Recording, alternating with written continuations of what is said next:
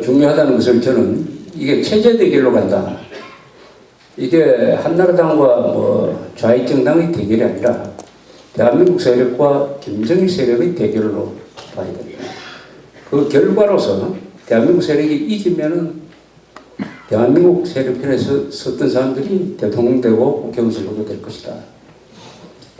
그리고 대한민국 세력 때 김정일 세력의 대결 구도로 만들어 놓아야 우리가 당당하게 이야기할 수 있습니다. 우리는 어느 당을 지지하는 것이 아니라 우리는 헌법의 명령대로 자유민주주의 체제를 지키기 위해서 나는 행동할 뿐이다. 나는 절대 정파적으로 활동하지 않는다. 이렇게 자신을 합리화할 수가 있습니다. 그래서 내년 선거의 본질을 정확하게 인식하는 데서부터 행동이 출발하게 된다. 그러지 않고 내년 선거는 한나라당과 민주당 내지 민노당과의 대결이 될 것이다. 그럼 왜 당신 한나라당 편을 드느냐? 그것은 편파적인 거 아니냐? 이렇게 이야기를 할 말이 없습니다. 우리는 대한민국 세력 때 김정일 세력이 대립니다. 그러면은 민주당이 대한민국 세력이 될 방법이 있다. 어떠냐? 지금 민주당이 민노당이나 이런 종북단체하고 손을 끊고 헌법체제 안으로 복귀하라. 그러면 그거는 대한민국 세력으로 봐줄 수 있다. 이렇게 우리가 내년 선거를 헌법을 기준으로 해서 헌법 수호 세력과 헌법 파괴 세력, 대한민국 세력과 김정일 세력 이런 식으로 구분을 하고 그 다음에 그것을 바탕으로 해서 자신의 행동을 설명을 하고 해야 되는 것입니다. 이게 제일 중요한 관점이에요. 출발하는 논리가 제대로 서 있어야 되는 것이다. 그런데 내년 체제 대결이라고 한다면은 결국은 좌우 대결이라는 뜻인데 좌우 대결이라는 한국에서 좌는 사회주의, 친북, 더 한 걸음 나가서 종북 이렇게 됩니다. 종북이라고 하는 것은 북한을 추종한다, 북한을 굴종한다 누가 이 뜻이 있어요? 그런데 북한을 추종하고 북한을 굴종하는 종북 세력들의 행동은 북한을 비호하고 대한민국을 비방하는 식으로 나옵니다. 항상 행동이 그렇게 돼요. 그러지 않고 북한 정권을 비판을 하고 사회주의적 약간 평등 지향 정책을 쓰는 사람, 이것은 반북 좌파예요. 종북이 아닙니다. 그런 사람이 있느냐? 불행하게도 한국에 그런 사람들이 별로 없어요. 그러니까 한국은 좌파 이꼴 종북하고 거의 같습니다. 90% 같아요. 좌파 종북. 좌파 종북은 뭐냐? 반헌법적 세력이다. 반국가적 세력이다.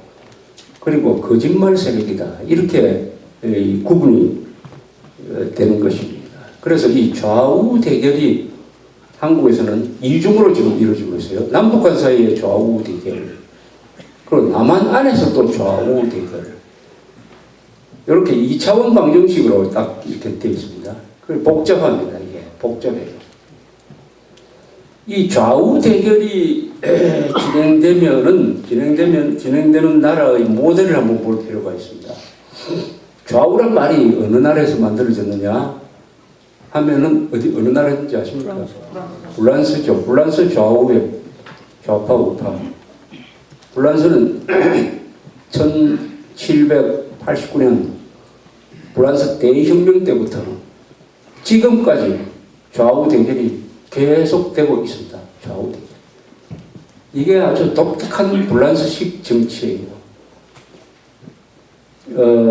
영국도 물론 노동당과 이 보수당의 좌우 대결이 있지만은 서로 피를 흘리는 쪽으로 간 적은 없어요.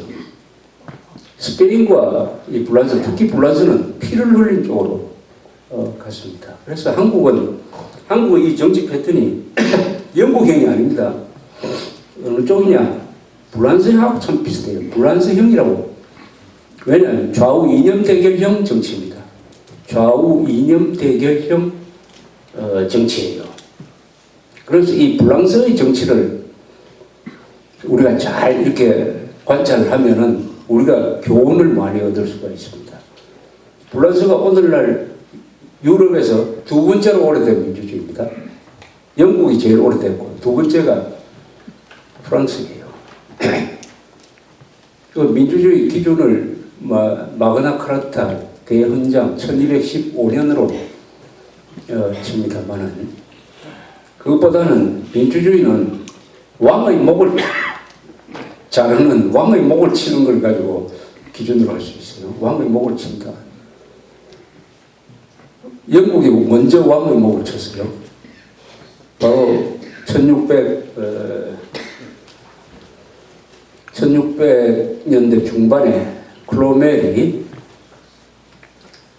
휴리탄 혁명을 일으켜가지고 찰스 1세를 재판에 걸어가지고 단두대에서 그냥 목을 잘라버렸습니다. 1600년, 1640몇 년입니다. 그 약 150년 뒤에 프랑스 대혁명이 일어나서 프랑스 사람들이 루이 16세와 마리 앙투아네트라는 그 오스트리아 황녀죠. 두 사람의 단두대에서 목을 잘랐어요. 그만 지금 150년 뒤에 왔다. 왕의 목을 쳐야 이게 민주주의가 제대로 된다 그래요. 그런데 이 영국에서는 그 뒤로 별로 피를 안 흘리고 갔는데 프랑스는 왕의 목을 친 다음에도 계속 피를 흘렸습니다. 한번 꼽아보면 이랬어요. 1789년 프랑스 대혁명. 그 혼란기 때 막 길로친을 만들어가지고, 길로친 단두대라는 거 아시죠? 그 길로친이라는 의사가 만든 거, 저 위에서 칼날이 쫙 내려와가지고 딱 치는 거 있지 않습니까?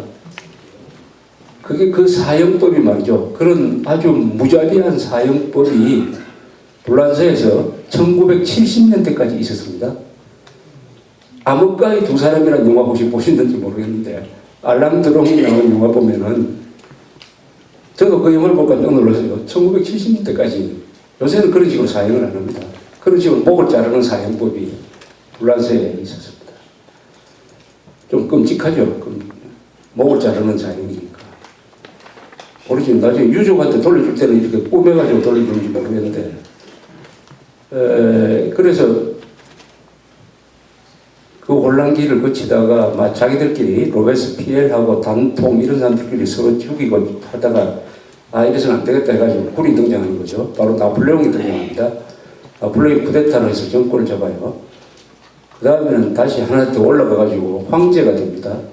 황제가 되고 나서 전쟁을 한 10몇 년 동안 1815년 워틀루까지 전쟁을 12년 동안 해가지고 유럽 전체가 전쟁으로 빠져들어갑니다.